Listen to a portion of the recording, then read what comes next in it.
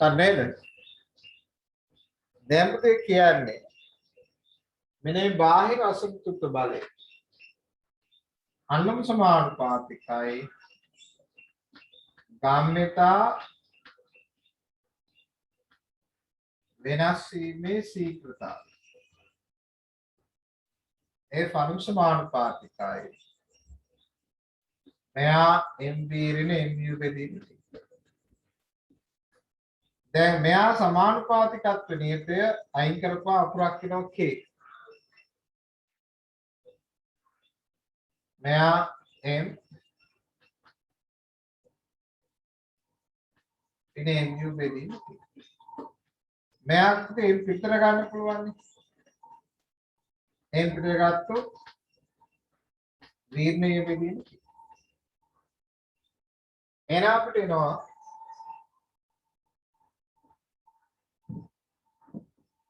F සමාන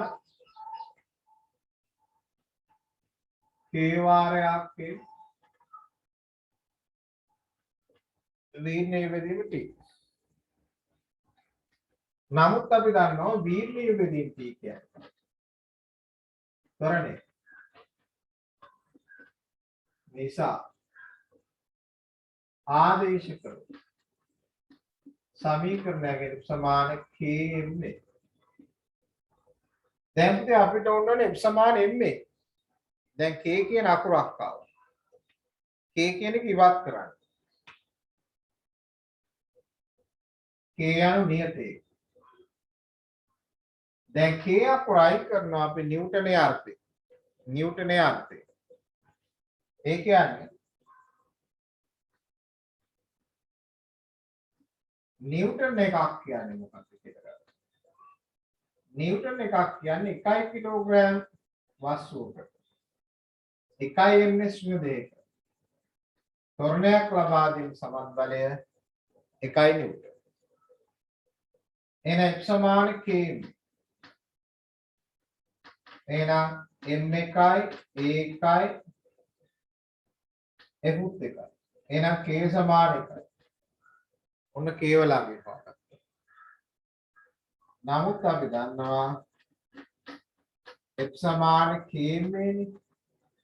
එහෙනම් K සමාන 1. අපි ආදේශ කරොත්. K සමාන 1 ආදේශ කරොත්. K සමාන 1 ආදේශ කරොත්. සමීකරණයක් වෙනවා F සමාන 1 වාරයක් MA F සමාන M. ඔන්න ඔය අපිට අවශ්‍ය සමීකරණය ආවා. නෝක අපි කියනවා නිව්ටන්ගේ දෙවන නියමයෙන් ගැන අපි කියනවා. ලියන්නේ මාතෘකාව නිව්ටන්ගේ දෙවන නියම. නිව්ටන්ගේ දෙවන නියම. නැත්නම් ලියන්නේ. යම් වස්තුවක් මත ක්‍රියා කරන බාහිර අසමතුලිත බලය. බාහිර අසමතුලිත බලය.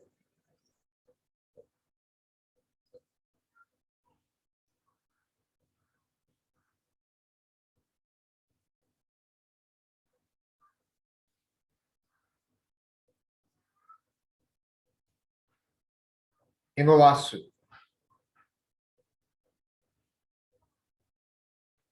ගම්‍යතා වෙනස් වීමේ ශීඝ්‍රතාවය. එම වස්තුවේ ගම්‍යතා වෙනස් වීමේ ශීඝ්‍රතාවය අනුලෝමව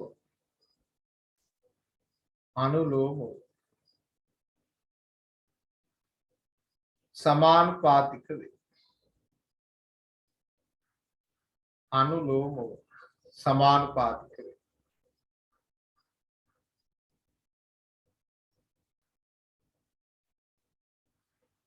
බලයේ දිශාව ගම්‍යතා පරිවර්තනයේ දිශාවම වේ. බලයේ දිශාව ගම්‍යතා පරිවර්තනයේ දිශාවම වේ.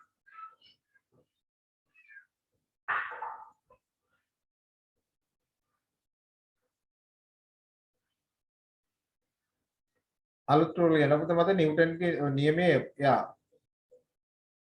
එසේ පල්ලේ අරුල් යන්න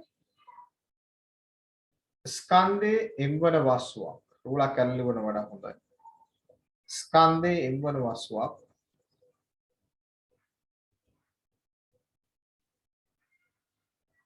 යු ප්‍රවේගය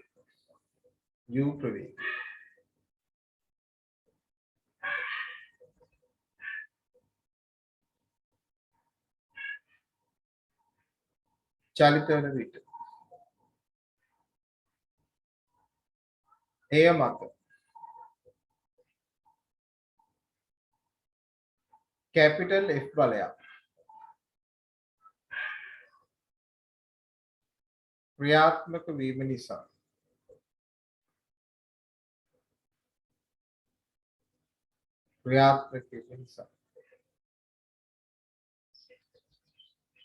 සිම්පල් T කාලයක ඒ ප්‍රවේගය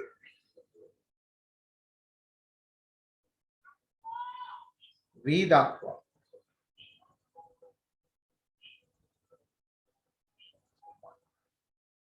වැඩි වූයේ සිටු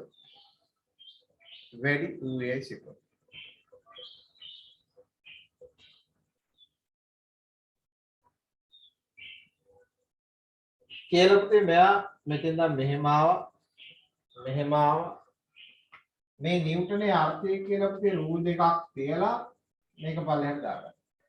නිව්ටනේ අර්ථය කියලා රූල් දෙකක් තියලා මට වාක්‍යයක් තියෙනවා ලියන්න. මේක පල්ලෙහාට දාගන්න. ගන්න බං.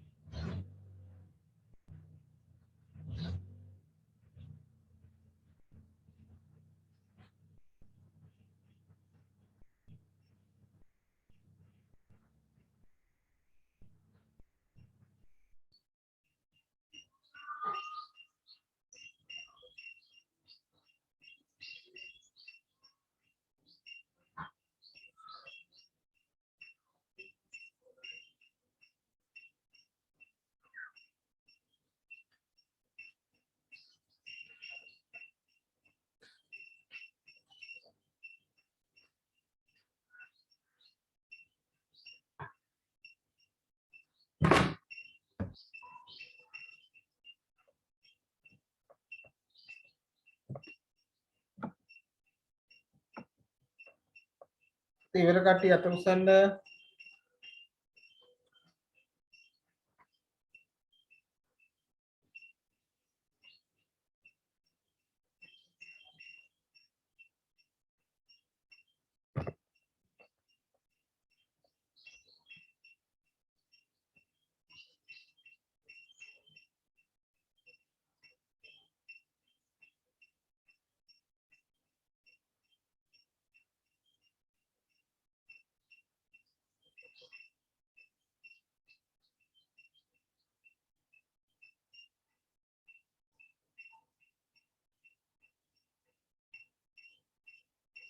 පුතේ නිව්ටන් නියම හම්බෙච්ච නැති දෙන්නෙක් ඉන්නවා කවුද? සචිනී නිරාශටයි මම අර මේ ඇඩ්‍රස් එක ඉල්ලගත්ත ඒවනවා මේ පෝස්ට් එකේට දානවා.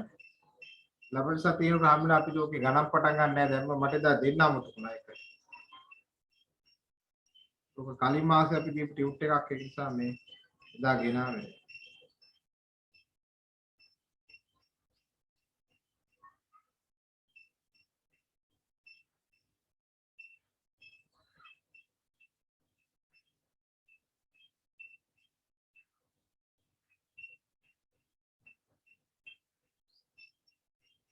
නිව්ටනේ අර්ථයකාවෙන් ලියන්න පුතේ වාක්‍ය ටික. නිව්ටනේ අර්ථයකාවෙන් වාක්‍ය ටික ලියන්න.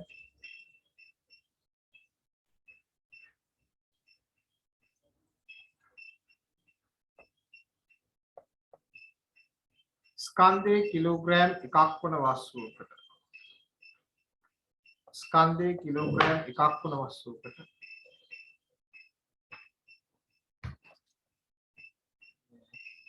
ඉස්කෝලේ පැත්තෙන් බලාගෙන යන කාර්ක දාන්න පුළුවන් කියලා පාසෙ හිතාගෙන.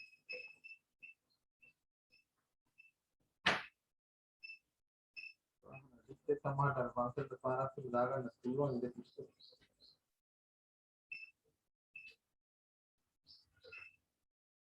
ස්කන්ධයේ කිලෝග්‍රෑම් එකක් වන වස්තුවකට. ස්කන්ධයේ කිලෝග්‍රෑම් එකක් වන වස්තුවකට 1/2 ත්වරණයක් ලබා දීමට සමත් බලය. ත්වරණයක් ලබා දීමට සමත් බලය.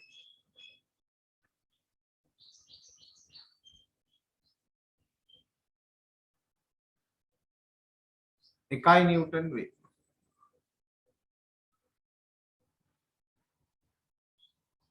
එකයි නිව්ටන් වේ.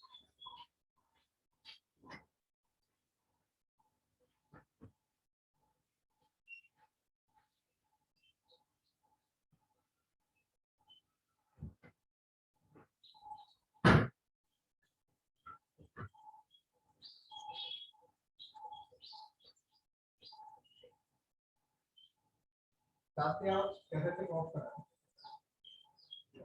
तात्या को कैसे से ऑफ करा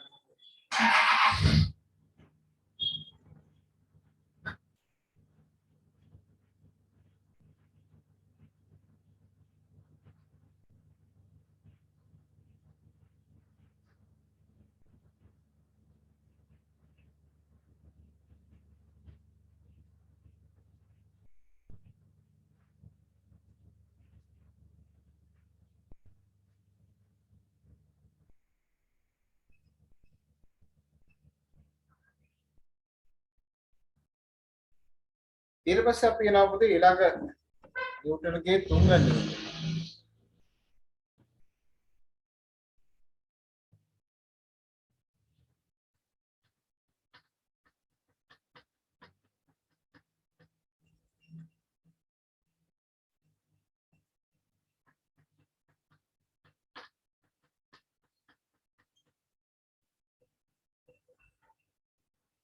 නිව්ටන්ගේ තුන්වෙනි නියමය.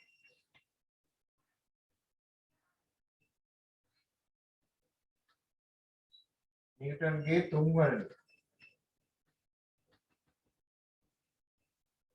දැන් පුතේ නිව්ටන්ගේ තුන්වෙනි නියමය කියන එකේ අදහස මේක තමයි අමාරු මේක ඔයගොල්ලෝ දන්නමත් එක.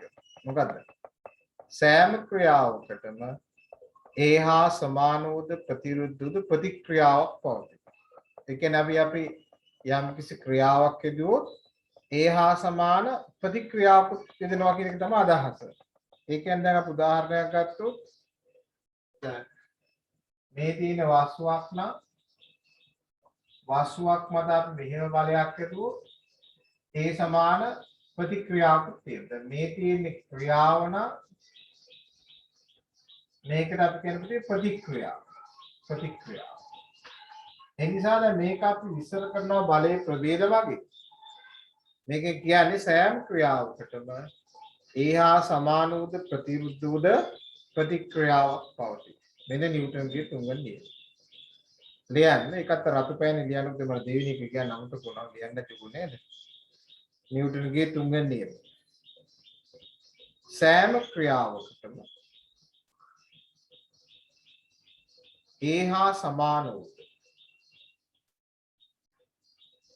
ප්‍රතිවිරුද්ධ වූ ප්‍රතික්‍රියාවක් පවතී. ප්‍රතික්‍රියාවක් පවතී.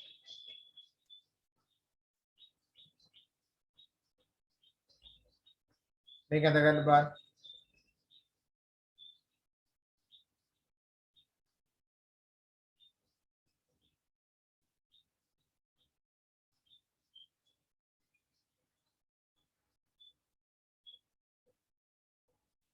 අද අපි පුතේ චූටි කට්ටිය ඉස්කෝලේ ගියා. අපි පොඩි මේක කෙනා දෙක වසර එක වසරට ගියා 12 මාස එකමාරක් විතර. දෙක වසරට ගියේ සතියයි. දැන් අද තමයි යන්න පටන් ගත්තේ. ළමයි ඉස්කෝල වල නැහැලු. අපි යවුවා ඉතින් එහෙම ටික ලොකු ගැටලුවක් නෑ. ඇත්තට යවන්න පුළුවන් ළමයි එන්නේ නැහැ කවුරුත් උගා. වෙලා තියෙන පුතේ රජේ සිකුරාදා කියනවා සවඳ උදේ ඉස්කෝලේ එන්න කියලා. ළමයි ඉන්නේ නැහනේ. දැන් වෙලා තියෙන දැන් උසස් පෙළ ළමයි බේත් විදින්න පටන් ගන්නවා ඉස්කෝලේට ගෙන්නන්න. බේත් විදපු නැති ළමයින්ගෙන් තමයි ඉස්කෝලේ පටන් ගන්න චූටිම ළමයි. ඔන්න රජේ තීරණ. දැන් උසස් පෙළ ළමයි හුඟක් වෙලාට ඉස්කෝලේ එයි. මොකද දැන් ඒගොල්ලෝ ඉස්කෝලේ පටන් ගන්නවා කියලා දැන් ඔළුව හදා ගන්න ඕනේ. ලබන මාස ඉස්කෝලේ පටන් ගන්නම් පුතේ මේ මාස මුල කියන්න ඕනේ ඉස්කෝලේ දැන් පටන් ගන්න හදන්න කියලා. දැන් මම හරියට මෙහෙම මම කියනවා අදහවස කියනවා sorry හෙට හවස කියනවා ඉරිදා උදේ පන්ති තියනවා කුරුණෑගල අපි පෙරාදින ආයතන එන්න කියලා. දැන් එන්න කිව්වට හදාගත්ත තත්ත්වය තියෙනවා සමහර දෙමාපියෝ කැමති නෑ එන්න ප්‍රවාහන මාර්ග බස් නෑ බස් අඩුයි අම්මා තාත්තා වැට්ට යනවා නම් ඉන්න කරලා හදාගන්න අවුරුදු දෙකක් තිස්සේ ඔක්කොම නතර වෙලා තියෙන්නේ. මම උදේ චූටි එක්කලා ඉස්කෝලේ දාන්න ගියා අපි පොඩි දෙන්නම ගියා. ඒගොල්ලෝ දෙන්නම ගියා. එක්කෙනෙක් දෙකේ අනිත් එක්කෙනා පහේ ඉන්නේ. මොනවද මේ ඉස්කෝල් වෑන් නැහැ. ඉස්කෝල් වෑන්. එතකොට පෞද්ගලික වාහනයෙන් ළමයි ඉන්නේ.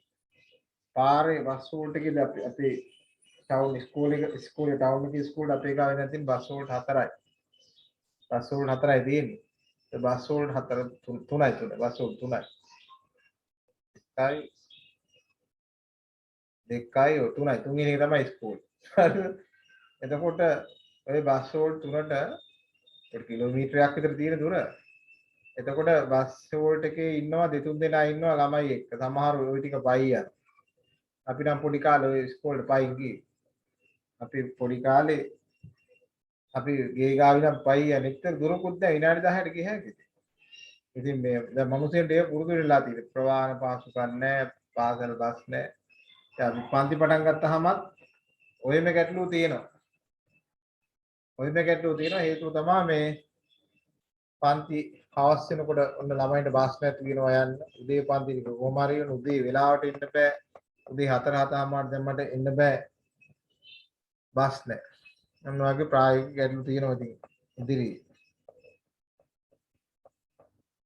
මම ඔය එදා සෞන්දාගහරුවද මම ගියා පොඩ්ඩක් ඔය කතරගම පැත්තේ පොඩ්ඩක් යන්න අවශ්‍යතාවය තිබ්බා. ඉතින් මම ගිහින් ආව නිතර දෙවෙලම යනවා. ඉතින් මේ මොනවද අපි නතර වෙන්න දැන් තියෙනවා හැමදාම කියපුවාම මම කෝල් එකක් දුන්නා මගදී දුන්නාම අනේ මහත්තයා අද නම් මේ කවුරුත් නැහැ මේක නම් කවුරුත් නැහැ වැඩ කරගෙනත් නැහැ කියලා කිව්වා. අන්තිමට කතරගම ගිහලා එතෙන්ට ගියන් පස්සේ මහත්තයා නේ නේද බෑ කියන්න බෑ කියලා මිනිහා දැන් ඔය කාමරේ මස් කරලා දුන්නා. එව්වත් වහලා මා පොලිසියෙන් අල්ලගත්ත තැන් දෙකක එකක් ඔය හයිවේ කියන වැලිපැන්නේදී බලනවාද මොනවද දකුණු පළාතට මාරු වෙන තැනද මම කොහමද එතන කොහමද මට අවශ්‍යතාවයක් තිබ්බ කන්දි විහාරය යන්න මම එතනින් දැම්ම එළියට එතන පොලිසියෙන් බල්ලා දාන්න. ඉතින් මම බැලුවේ නෑ මං එළියට ගියානේ. ආපහු එන ගමන් දැම්ම එන ගමන් බදුරු පැත්තෙන් ආවේ. වෙල්ලවායෙන් උහෙන් දාලා එන ගමන් පොලිසියෙන් ඇල්ලුවා අස්ස පාරක. එන පාර ගිය වාහන 3-4යි. පොලිසියෙන් මගෙන් අහන කොහෙද කියලා.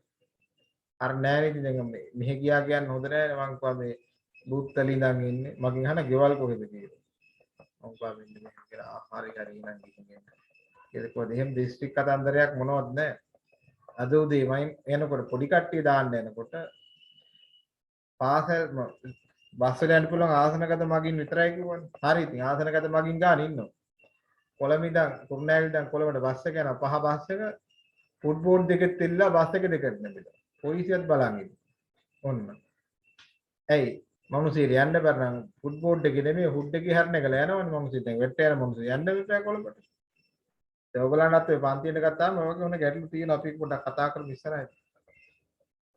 ඊට පස්සේ පුතේ දැන් අපිට බලයේ ප්‍රභේද හම්බ වෙනවා. දැන් බලය ගත්තොත් දැන් මේ කොටසෙදී අපි කතා කරන්නේ බලය පිළිබඳව. බලය ගත්තොත් බලය ප්‍රධාන වශයෙන් වර්ග හතරකට වෙන් කරනවා. එකක් තමයි අපි කියනවා පුතේ මෙයා ප්‍රතික්‍රියා. දෙක අපි කියනවා ආතිතිය තෙරපු. තුන අපි කියනවා බර නැත්තම් ගුරුත්වාකර්ෂණ බලය. හතර අපි කියනවා ඝර්ෂණ බලය. ඒ කියන්නේ අපි භෞතික විද්‍යාව කතා කරන බල ප්‍රධාන වශයෙන් වර්ග හතරයි.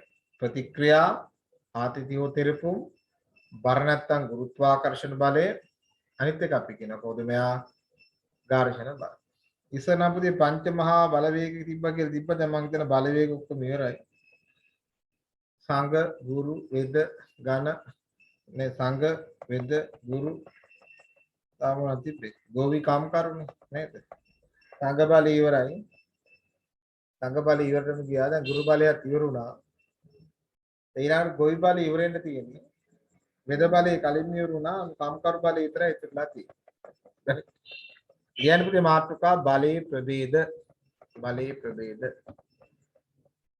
බලයේ ප්‍රභේද ලියන්න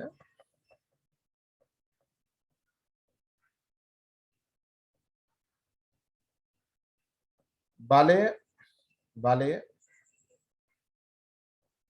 ප්‍රධාන වශයෙන්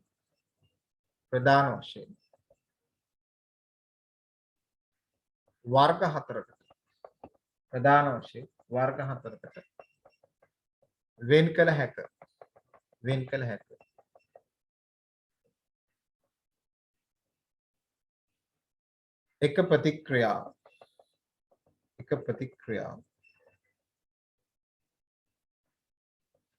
එක ප්‍රතික්‍රියා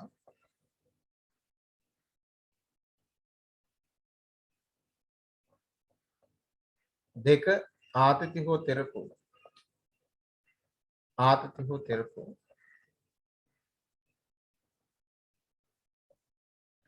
තුන ගුරුත්වාකර්ෂණ බලය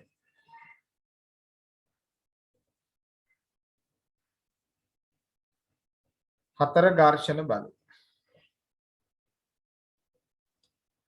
ඔන්න පුතේ බල වර්ග හතර. ඒ කියන්නේ එක ප්‍රතික්‍රියා දෙක ආතිතිය තෙරපු තුන ගුරුත්වාකර්ෂණ බලයවත් බර හතර ඝර්ෂණ බල. දැන් ඉස්සෙල්ලාම බලමු පුතේ අපි මොනවද මේ ප්‍රතික්‍රියා කියන්නේ? ලියන යටි වාක්‍යයක්. එක් එක් අවස්ථා වෙන වෙනම සලකා බලමු. එක් එක් අවස්ථා වෙන වෙනම සලකා බලමු. පළවෙනි බලයේ අපි ගන්නේ ප්‍රතික්‍රියා කියන්නේ මොකක්ද කියලා. ප්‍රතික්‍රියා කියන්නේ රසායනික ප්‍රතික්‍රියාව වගේ නෙමෙයි. ප්‍රතික්‍රියා කියන එක අදහස රියැක්ෂන් කියලා කියයි. ප්‍රතික්‍රියා රියැක්ෂන්.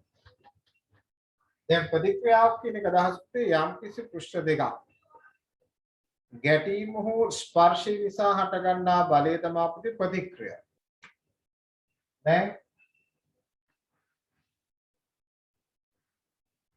මේ වස්තු දෙකක් මෙහෙම ගැටෙනවා. ගැටෙනකොට මේ ගැටීම හෝ ස්පර්ශය නිසා සමාන හා ප්‍රතිවිරුද්ධ බල දෙකක් හටගන්නවා. මොන ප්‍රතික්‍රියාව? right? ඒ වගේම මෙහෙම ගෝල දෙකකුත් ගැටෙනවා.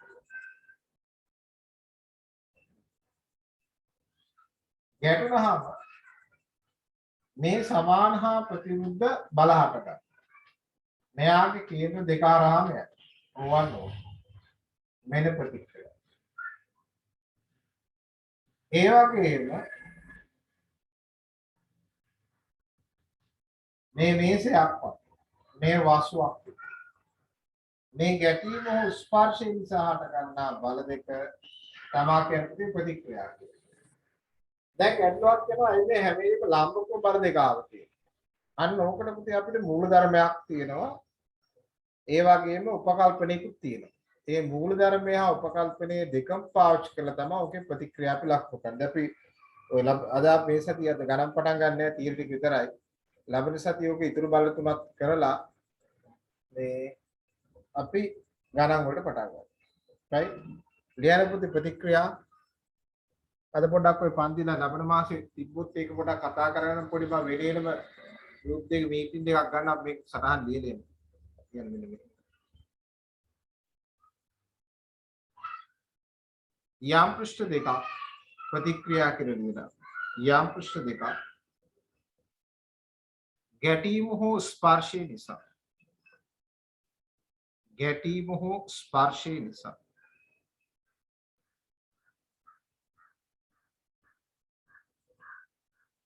හටගන්නා බලය ගැටීම හෝ ස්පර්ශය නිසා හටගන්නා බලය ප්‍රතික්‍රියා නම් වේ.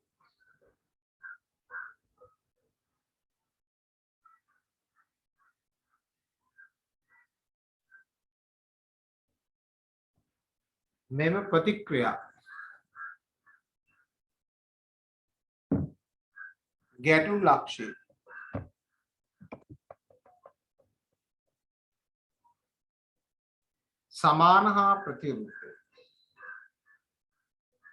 සමාන හා ප්‍රතිවිරුද්ධ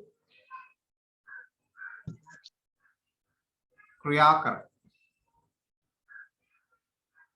සමාන හා ප්‍රතිවිරුද්ධව ක්‍රියා කරයි.